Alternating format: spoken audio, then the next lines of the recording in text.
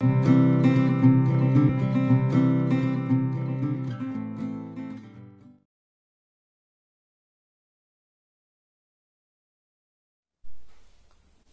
Students, कैसे हैं आप लोग। आज हम चैप्टर 8 का पार्ट 3 ले रहे हैं। उसमें आज हम फर्स्ट टॉपिक ले रहे हैं, that is the endoplasmic reticulum. Eukaryotic and prokaryotic cells हम लोगों ने पढ़ लिया था। तब हम लोग यूकैरियोटिक के अंदर जो हम लोगों ने पढ़ा था कि बहुत सारे अलग अलग ऑर्गेनल्स हैं, तो उसमें हम लोग फर्स्ट लेते हैं, that is the endoplasmic reticulum. Electron microscope से हम लोगों ने यूकैरियोटिक सेल्स पढ़ा, तो हम लोगों को बहुत ही अलग अलग नेटवर्क ऑफ रेटिकुलम एक ट्यूबुलर स्ट्रक्चर्स में साइटोप्लाज्म में फैला हुआ देखने को मिला। और उसको हम लोगों ने क्या बोला, ER, दैट इज दी, हम लोगों ने उसको बोला एंडोप्लाज्मिक रेटिकुलम। ओके, अब ये एंडोप्लाज्मिक रेटिकुलम डिवाइड होता है इंटरसेलुलर स्पेस में दो अलग अलग कंपार्टमेंट में। तो उसको हम लोग बोलते हैं, जो इंटरसेलुलर स्पेस के अंदर, ध्यान से समझना, अंदर की तरफ हम लोगों ने देखा तो उसको दो अलग अलग डिफरेंट कंपार्टमेंट में हो रहा है। पहला आता है दैट इज द लुमिनल, यानी कि इनसाइड एंडोप्लाज्मिक रेटिकुलम, और जो हम लोगों ने अलग से पढ़ा है दैट इज द एक्स्ट्रा लुमिनल। ठीक है, उसको हम लोगों ने बोला है that is the cytoplasm compartment. Okay, ये इनसाइड है, ये साइटोप्लाज्म, इस तरह से दो कंपार्टमेंट में करा है। ये जो एंडोप्लाज्मिक रेटिकुलम है, वहां पे ये राइबोसोम्स अटैच्ड होते हैं उनके आउटर सरफेस में। तो राइबोसोम्स अटैच्ड होने की वजह से उसकी दो और कैटेगरीज डिस्टिंग्विश होते हैं कि जहां पे राइबोसोम्स है उसको हम लोगों ने बोला है रफ एंडोप्लाज्मिक रेटिकुलम, और जहां पे राइबोसोम्स नहीं है वहां पे हम लोगों ने बोला है that is the smooth endoplasmic reticulum. तो यहाँ पे राइबोसोम्स है, इनका स्ट्रक्चर कहाँ पे होता है, ध्यान से समझो। ये है तुम्हारा सेल, ये है न्यूक्लियस, न्यूक्लियस के बाहर इस तरह के ये स्ट्रक्चर्स होते हैं ऐसे, ठीक है, और उसके ऊपर ये ऐसे राइबोसोम्स बैठा है तो रफ एंडोप्लाज्मिक, जिसमें राइबोसोम नहीं बैठा है वो है स्मूथ एंडोप्लाज्मिक। जो रफ एंडोप्लाज्मिक रेटिकुलम है वो हमें सेल्स में इजीली देखने को मिलता है। तो राइबोसोम्स क्या करता है, जनरली प्रोटीन का बनाता है, तो प्रोटीन सिंथेसिस करता है। ओके, और जो स्मूथ एंडोप्लाज्मिक रेटिकुलम है जहां पे राइबोसोम्स नहीं है, वो क्या बनाता है, फैट बनाता है, या दैट इज द लिपिड बनाता है। ठीक है, तो जो एनिमल सेल्स में स्मूथ एंडोप्लाज्मिक रेटिकुलम होता है वो क्या करता है, steroidal hormones that is the progesterone, testosterone और इजेस्टेरॉन बनाने में हेल्प करता है। ठीक है, तो ये स्मूथ एंडोप्लाज्मिक रेटिकुलम जो एनिमल सेल्स में है उसके अंदर हम लोगों को ऐसे स्टेरॉयडल हार्मोन्स, प्रोजेस्टेरॉन, टेस्टोस्टेरॉन, इजेस्टेरॉन, ये हमें देखने को मिलता है। ठीक है, तो ये हम लोगों ने फर्स्ट ऑर्गेनल पढ़ा आज का। ओके, अब हमारा सेकेंड ऑर्गेनल आता है that is the Golgi apparatus. Second apparatus है दैट इज दी ऑर्गेनल है दैट इज गोल्गी एपरेटस, और गोल्गी बॉडीज भी बोलते हैं हम लोग इसको। ओके, अब ये गोल्गी वर्ड है ना 1898 में एक साइंटिस्ट था दैट इज कैमिलो गोल्गी, उसकी वजह से ये हमें गोल्गी एपरेटस हम लोगों ने पढ़ा है। ये बहुत ही जल्दी कलर लेता है, कोई भी सेल होता है हम उसको स्टेनिंग करते हैं, डेंसली स्टेन्ड करते हैं तो ये कलर ले लेता है। ये सपोज्ड हमारा ऐसा सेल है, ये न्यूक्लियस था, यहाँ पे एंडोप्लाज्मिक रेटिकुलम हम लोगों ने बोला ऐसे, तो यहाँ पे ऐसे गोल्गी एपरेटस है ऐसे। ओके, तो ये हम लोगों को न्यूक्लियस की नियर बाय रीजन में हमें देखने को मिलता है। ये कैसा होता है, फ्लैट होता है, फ्लैट और डिस्क शेप का हमें देखने को, एक खाली जगह सैक लाइक जैसा स्ट्रक्चर, और उसको हम लोग बोलते हैं दैट इज द सिस्टम की तरह हमें देखने को। इसकी साइज बहुत ही छोटी होती, 0.5 माइक्रोमीटर टू 1 μm तक इसका डायमीटर होता है। ठीक है, इट इज स्टैक्ड पैरेलल यानी एक दूसरे के ऊपर ऐसे चढ़े हुए हैं। It is stacked parallel to each other. It is stacked parallel to each other. Okay, अब जो गोल्गी सिस्टम होता है वो एक जगह से एक दूसरे के ऊपर है, न्यूक्लियस के पास बैठा हुआ है। उसके अंदर कॉन्वेक्स और फॉर्मिंग, वो लोग अलग की तरीके से फॉर्मिंग कर रहे हैं। किस तरह से? डिस्टिंक्ट वे से। अब यहाँ पे इस तरह से ये फेज्ड है ऐसे। ओके, तो यहाँ पे हम लोगों ने बोला है कि ये क्या है, that is the trans and cis face करते हैं। सिस एंड द ट्रांस ऐसे फेसेस करके ये दोनों फेस्ड अलग अलग ये ऑर्गेनल करते हैं, जिससे वो क्या कर रहे हैं, अटैच रहते हैं। ओके, अब हम लोग ये जो गोल्गी apparatus पढ़ा है उसका हम लोग फंक्शन एक बार देख लेते हैं। ये फंक्शन क्या करता है? सबसे पहले ये पैकेजिंग ऑफ मटेरियल, पैकेजिंग का कोई भी मटेरियल, खाना बनता, प्रोटीन, लिपिड, उसको पैकेज करता है। और क्या करेगा? डिलीवर्ड करता है एक जगह से दूसरी, दैट इज द ट्रांसपोर्टेशन का भी काम करता है। ओके, जो मटेरियल होता है वो वेसिकल्स के अंदर पैक्ड हो जाता है और ये गोल्गी apparatus मूव होते हैं अलग अलग जगह पे और वो रिलीज कर देते हैं। ओके, बहुत सारे जो प्रोटीन्स राइबोसोम्स बनाता है, एंडोप्लाज्मिक रेटिकुलम का जो रफ एंडोप्लाज्मिक रेटिकुलम था जहां पे राइबोसोम्स बैठा था, तो वो क्या बनाएगा? प्रोटीन। और ये प्रोटीन्स क्या होते हैं? मॉडिफाइड करते हैं, इसलिए ये फूड को भी क्या कर देता है? मॉडिफाइड करता है। ठीक है, मॉडिफाइड करेगा और वो जो प्रोटीन होगा उसको वो क्या करता है? मॉडिफाइड करने के बाद वो प्रोटीन किस में कन्वर्ट हो जाता है? That is the glycoprotein. और जो स्मूथ एंडोप्लाज्मिक रेटिकुलम क्या बना रहा था? That is the lipid. उसको भी मॉडिफाइड करेगा, तो उसको मॉडिफाइड करने के बाद वो क्या बनाता है? That is the glycolipids. ठीक है, तो पैकेजिंग, डिलीवर्ड एंड मॉडिफाइड, ये इसका मेन काम है। किसका? That is the Golgi apparatus का। ओके, अब थर्ड हमारा ऑर्गेनल आता है, that is lysosomes. Okay, third organelle आता है, दैट इज लाइसोसोम्स। ये क्या है? सेल में से गंदगी निकालता है, एक्सक्रीटरी वेस्ट निकालता है। अब सेल भी क्या करेगा? खाएगा, उसका वेस्टेज निकालेगा वो। तो ये एक है ना एक्सक्रीटरी ऑर्गन है सेल का।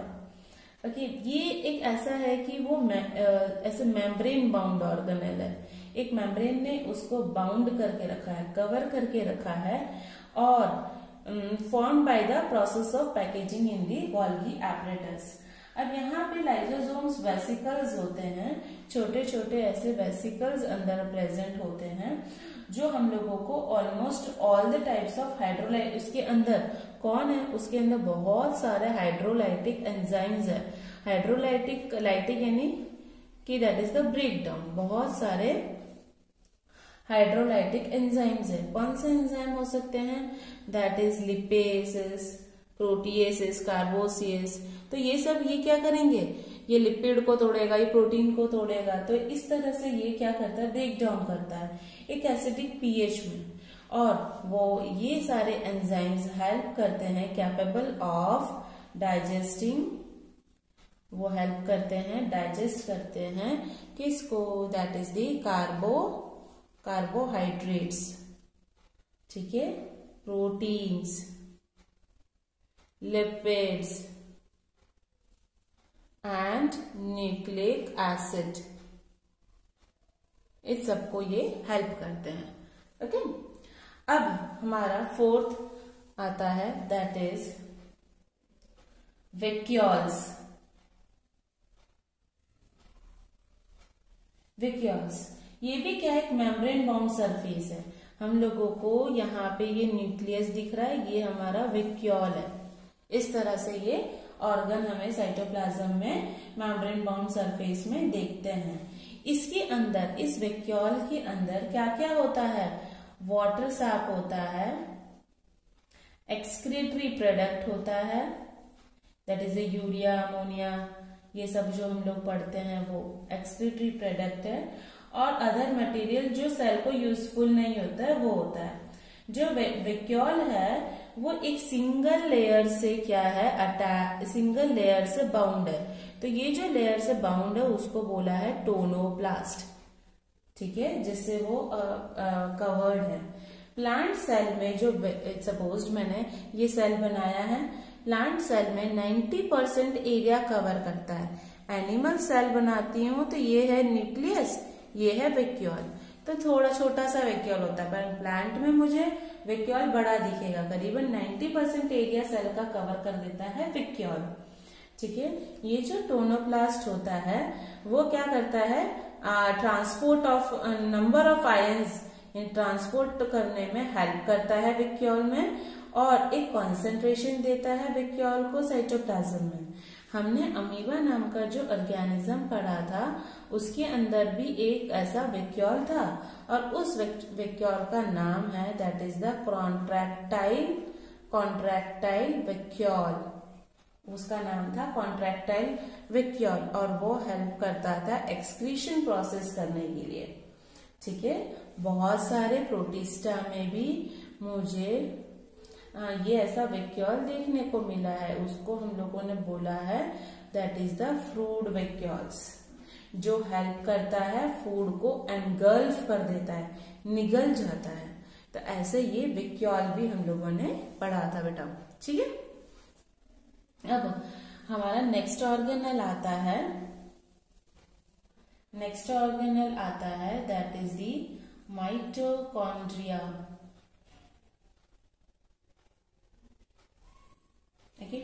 माइटोकॉन्ड्रिया क्या है, वो थोड़ा सा स्टेनिंग कम लेता है, कलर कम लेता है, और इजीली मुझे माइक्रोस्कोप में नहीं दिख सकता है, क्योंकि माइटोकॉन्ड्रिया क्या है, वो अलग अलग सेल में अलग अलग नंबर पे वो प्रेजेंट होते हैं।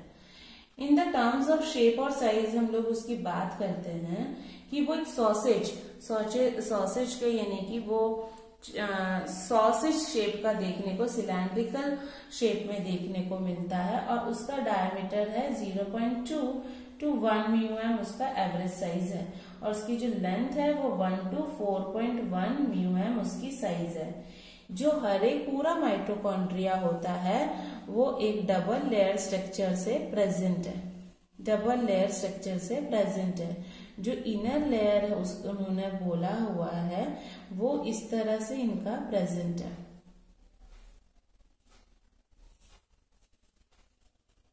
ठीक है। तो इनर लेयर उनका ऐसे कर्व में प्रेजेंट है, ओके। तो ये आउटर लेयर है और ये इनर मेम्ब्रेन और outer membrane, okay. Double membrane bound structures है। Outer membrane and inner membrane divided its lumen, ये क्या है, ल्यूमेन खाली कैविटी है जिसको दो एक्वेस कंपार्टमेंट में ये लोग डिवाइड करते हैं। आउटर कंपार्टमेंट ये आउटर कंपार्टमेंट है, और ये क्या है, that is the inner compartment. जो इनर कंपार्टमेंट होता है उसके अंदर एक ऐसा जेली लाइक लिक्विड फ्लो करता है, ठीक है, और ये जो लिक्विड जो फ्लो करता है अंदर उसको बोला गया है matrix. Outer membrane forms a continuous limiting boundary of an organelle, ये पूरा एक लिमिटिंग, एक पूरा कंटिन्यूस मेम्ब्रेन है। इनर मेम्ब्रेन में क्या होता है, ऐसे छोटे छोटे फोल्डिंग होते हैं, दिख रहा है ना, ऐसे अंदर से फोल्ड है, और ये जो फोल्डिंग है उसको बोला गया है दैट इज द क्रिस्टल, ठीक है, उसको क्या बोला गया है, क्रिस्टल, जिससे उसकी सरफेस एरिया बढ़ती है, ठीक है। तो यहाँ पे जो दो मेम्ब्रेन बाउंड स्ट्रक्चर है, एंजाइम्स है, तो वैसे ही माइटोकॉन्ड्रिया का मेन फंक्शन है कि वो क्या करवाता है, that is the aerobic respiration करवाता है, ठीक है, जो क्या करता है, एनर्जी फॉर्म्ड करता है, किसके फॉर्म में, एटीपी के फॉर्म में, इसलिए इसको हम लोग बोलते हैं that is the power house of the cell, ठीक है। अब जो मैट्रिक्स है उसके अंदर क्या प्रेजेंट है, ध्यान से, उसके अंदर DNA, deoxyribo nucleic acid, DNA molecule present है, ओके। और कुछ कुछ क्या है, आरएनए राइबो न्यूक्लिक एसिड, ये फुल फॉर्म सब पढ़ना, ATP adenine triphosphate, DNA deoxy ribo nucleic acid, ribosomes भी प्रेजेंट है इसके अंदर। तो आपको पूछा जा सकता है कि matrix that is the mitochondria के मैट्रिक्स में क्या क्या प्रेजेंट है, DNA, RNA and ribosomes. Okay, अब यहाँ पे हम लोगों ने ये देखा है कि it is help for the synthesis of protein, protein बनाता। आगे हम लोगों ने पढ़ा था कौन बना रहा था protein, that is the rough endoplasmic reticulum. ठीक है, तो वैसे ही यहाँ पे ये माइटोकॉन्ड्रिया भी प्रोटीन बनाता है। ठीक है, तो यहाँ पे ये जो माइटोकॉन्ड्रिया होता है वो डिवाइड भी करता है with the help of the fission. Fission आपने पढ़ा था, बाइनरी फिशन जो अमीबा में करता है, 1 से 2 बनता है। तो ऐसे ही ये माइटोकॉन्ड्रिया भी फिशंस के थ्रू क्या करते हैं, दैट इज दी डिवाइड करते हैं। ओके, ध्यान रहेगा। तो आज हम लोगों ने endoplasmic reticulum, lysosomes, vacuole and mitochondria हम लोगों ने पढ़ा, जिसमें lysosomes, vacuole and mitochondria membrane bound organelles हैं, डबल लेयर्ड स्ट्रक्चर है। और एंडोप्लाज्मिक रेटिकुलम और गोल्गी कॉम्प्लेक्स हम लोगों ने जो पढ़ा वो मेम्ब्रेन बाउंड ऑर्गेनल्स नहीं है। ठीक है, तो इसके रिलेटेड क्वेश्चंस लिखो बेटा। तो बेटा ये आप लोगों के क्वेश्चंस है। लाइक बटन को क्लिक करना ना भूलिए और लिंक को शेयर करना नहीं। ओके, आपका मैं ये टेस्ट लूंगी, इसलिए अच्छे से लिखना आप लोग नोटबुक में, और इसका टेस्ट लूंगी। Okay, thank you so much students.